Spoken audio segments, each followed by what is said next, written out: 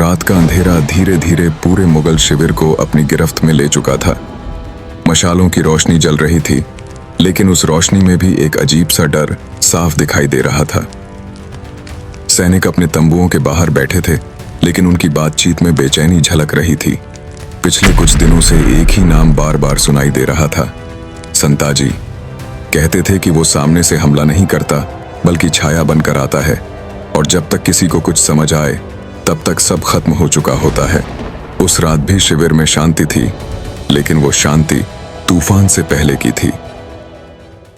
साल था 1689, जब मराठा साम्राज्य के लिए सबसे कठिन समय चल रहा था।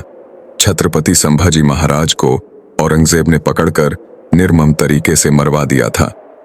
मुगल दरबार में यह मान लिया गया था कि अब मराठा शक्ति पूरी तरह खत्म हो जाएगी।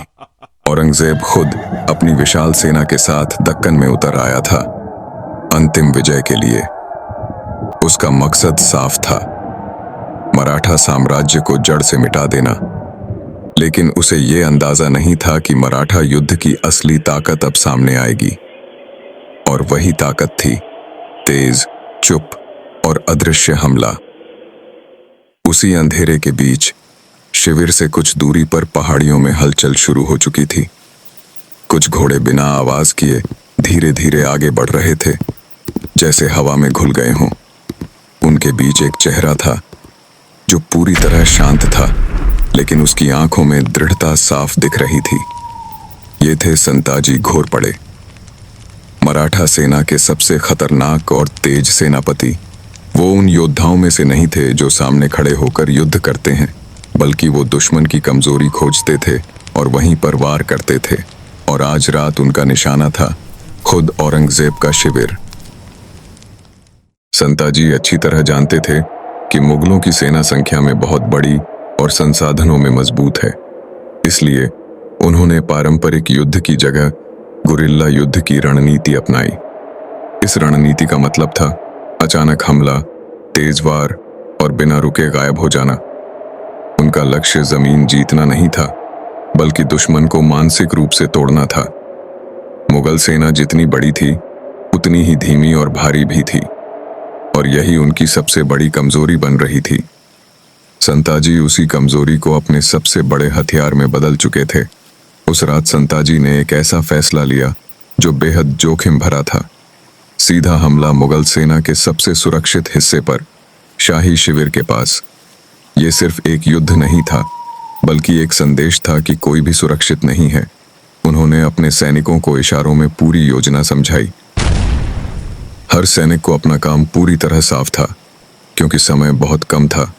और सबसे जरूरी बात, हमला तेज होगा और वापसी उससे भी तेज। रात अब और गहरी हो चुकी थी और मुगल शिविर की मशालें दूर से टिमटिमा रही थीं। सैनिक थककर सोने लगे थे, लेकिन कुछ पहरेदार अभी भी आधी नींद में ड्यूटी कर रहे थे। इसी अंधेरे का फायदा उठाते हुए संताजी की टुकड़ी धीरे धीरे शिविर के करीब पहुंच रही थी। घोड़ों के खुरों की आवाज तक दबा दी गई थी, ताकि जरा सा भी शक न हो। सैनिक एक दूसरे से सिर्फ हाथ के इशारों से बात कर रहे थे, बिल्कुल बिना आवाज के।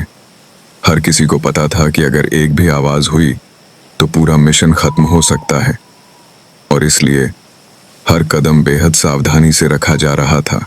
और फिर अचानक वो पल आया जिसका किसी को अंदाजा भी नहीं था। संताजी के इशारे पर मराठा सैनिकों ने एक साथ हमला बोल दिया। कुछ ही सेकंड में शांत शिविर चीखों और आग की लपटों से भर गया।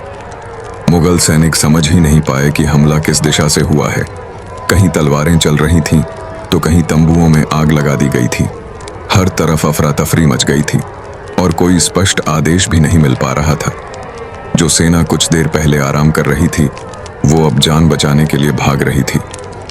हमले की सबसे बड़ी बात यह थी कि संताजी की टुकड़ी सीधे उस हिस्से तक पहुंच गई जहां शाही तंबू लगे थे। औरंगजेब के सुरक्षा गार्ड अचानक हुए इस हमले से पूरी तरह घबरा गए थे। उन्हें समझ ही नहीं आ रहा था कि दुश्मन कितनी संख्या में है और कहां से आया है।